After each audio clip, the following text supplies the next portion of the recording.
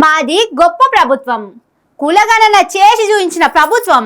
మా ప్రభుత్వంలా బడుగు బలహీన వర్గాలకే పెద్ద పీఠ. దళితులకు మా సర్కారు చేసినంత మేలు ఇంకెవ్వరు చేయలేదని మన సర్కారు మస్తు గొప్పగా ప్రచారం చేస్తుంటది. కానీ వాస్తవంలో ఏందనేది కాంగ్రెస్ కార్యకర్తలను అడుగుతూనే చెప్తారు. ఏటోళ్లతోటి అక్కడనే లేదు.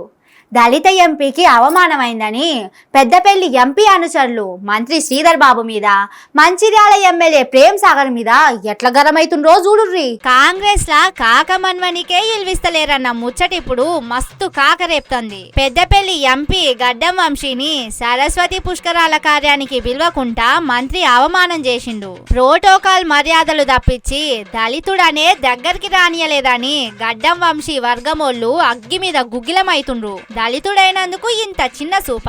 అదే అగ్రకుల లీడర్లందరినీ పిలుచుకుంటారు, కానీ నియోజకవర్గ ఎంపీని కార్యానికి విలువరా? ముఖ్యమంత్రి వచ్చినా కూడా కార్యానికి విలువరా? శంకు బోర్డుల మీద ఎంపీ పేరుండదా? ఇదేనా పార్టీల దళితులకు ఇచ్చే ఇల్వ అనుకుంటా అంబేద్కర్ కు వినతి పత్రం ఇస్తందుకు పోయి నిరసన చేసిండ్రు వంశీ వర్గమోళ్ళు.